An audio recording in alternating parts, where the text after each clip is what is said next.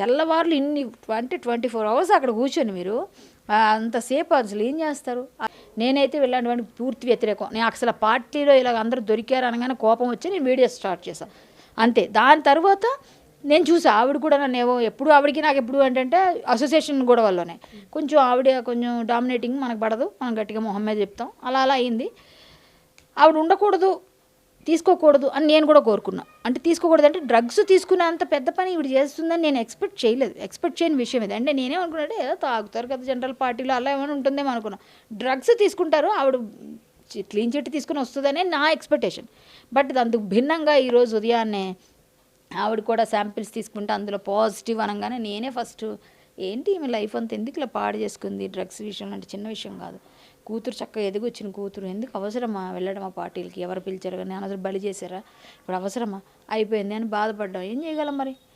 తప్పే కదా, శిక్ష పడాల్సింది. ఎవరు తప్పు చేసినా శిక్ష. ఇప్పుడు ఆవిడ నేను చేయలేదు నేను ఉన్నాను ఇక్కడ అని ఒక వీడియో రిలీజ్ చేయడంలో ఇంకొక తప్పు అయింది. ఆ తప్పుని కవర్ చేయడానికి మళ్ళీ ఇంకో వీడియో రిలీజ్ చేయాలి, మళ్ళీ అదో తప్పు. మళ్ళీ ఇప్పుడు మీరు చూపిస్తున్నారు ఇన్స్టాలో నేను మా అసోసియేషన్ వైస్ ప్రెసిడెంట్ అని పెట్టుకున్నారు, అది ఇంకో తప్పు. తాజాగా ఈ న్యూస్ ఎప్పుడైతే బయటకు వచ్చిందో నేను ఎప్పుడైతే మాట్లాడాలో అప్పుడు మాట్లాడతా అని ఆవిడ ప్రకటించారు. సో దీని గురించి ఏం చెప్తారు? ఇంకా ఆవిడ మాటలు ఎవరు నమ్ముతారండి? ఆవిడ ఏం చెప్పినా ఎవరు నమ్ముతారు చెప్పండి? పోలీసులే అబద్ధం చెప్పరు, బ్లడ్ శాంపిల్స్ అబద్ధం చెప్పు, ఇంకెవరు నమ్ముతారు? ఆవిడ మీద ఉన్న రెప్యుటేషన్ అన్నీ మంట కలిపేశారుగా. ఇంకేముంది ఆవిడ చెప్తే? ఇప్పుడు ఆవిడ చెప్పింది నువ్వు బాగా చెప్పేవాలే అని బయటికి మాట్లాడినా చెప్తుందిలేమా అన్ని చెప్పిన నిజాలని ఎవరు నమ్ముతారులే అన్నట్టే ఉంటుంది కదా. ఎవ్వరూ నమ్మరు. ఆవిడ చెప్పినా ఆవిడ కవరింగ్ ఆఫ్ ఇండియా అని కవర్ చేసుకుంటుంది. అంటే సమయం వచ్చినప్పుడు నేను మాట్లాడుతూ అంటున్నారు. సో ఏం మాట్లాడతారు? ఎందుకంటే మీకు ఆవిడకి ఒక సిస్టర్ బాండింగ్ ఉందని కూడా చెప్పారు గతంలో. అంటే యాక్చువల్గా అందరూ అక్క చెల్లి అని పిలుచుకుంటాం, అది కామన్.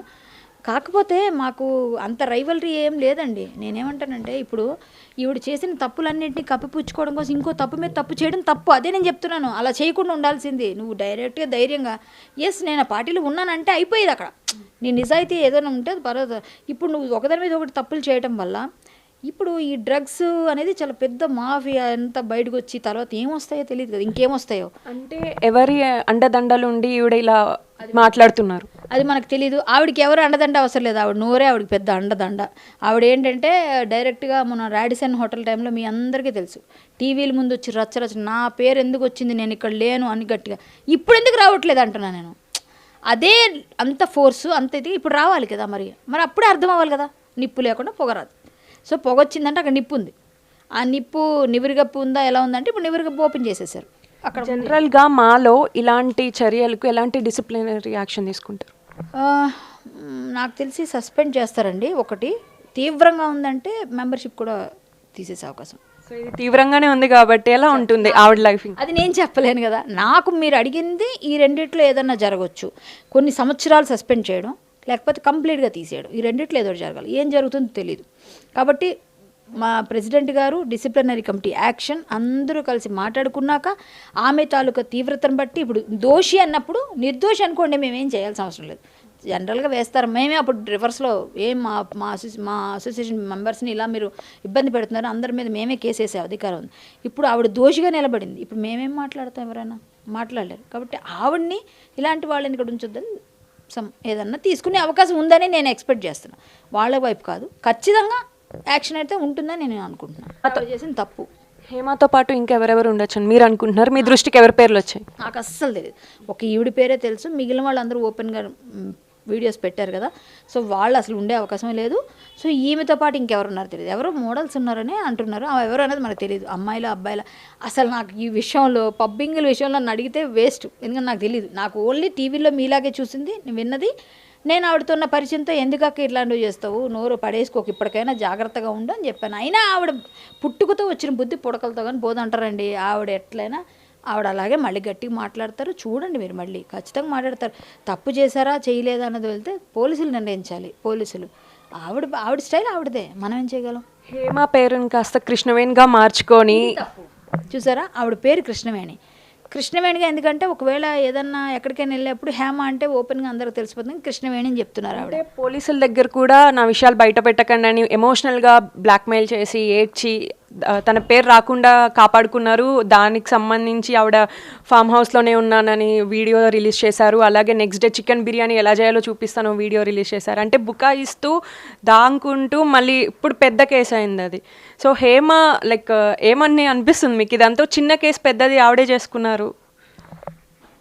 అంటే కర్మ రిటర్న్స్ అని మొన్న కూడా ఇప్పుడు చెప్తున్నాను. మన కర్మ మనల్ని ఎక్కడ వదలదు. మనం ఏదైనా తప్పు చేసి ఏదన్నా చేసినా, ఎవరి మీద నిందలేసినా, ఎవరి మీద ఏదైనా అన్నా వెంటనే వచ్చేస్తుంది మనకి. సేమ్ ఆవిడ తప్పు, ఆవిడ తీసిన గొయ్యిలో ఆవిడే పడిపోయింది.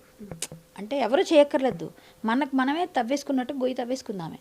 అది కూరుకుపోతూ ఇంకా కూరుకుపోతుంటే చెయ్యి ఎవరు ఇద్దామన్నా కూడా ఇవ్వకుండా ఆవిడ కిందకి వెళ్ళిపోతూ ఇంకెళ్ళిపోతుంది, ఇంకా గొయ్యి వెళ్ళిపోతుందా, ఆవిడ చెయ్యి ఇద్దామని ఎవరైనా ట్రై చేసినా అవకాశం కూడా ఇవ్వకుండా ఆవిడ ఇచ్చేస్తుంది మొత్తం అంతా.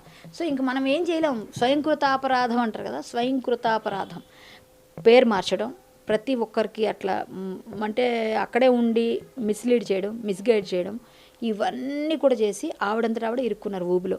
ఇప్పుడు ఇది చిన్న ఇష్యూ కాదు. ఇది ఎలా వస్తుంది, ఎంతవరకు ఇవిడిని బాగా బద్నాం అయ్యిందా, బయటకు వస్తుందా, ఏ విధంగా అవుతుందో నాకు తెలీదు. నాకు తెలిసి ఒక ఆడపిల్లగా అనవసరంగా ఆవిడకి పెద్ద నోరుంది, నా నోటికి భయపడతారు చాలా ఇదని చెప్పి అనుకునే హేమ గారు అమాయకత్వంతో ఇరుక్కుంది.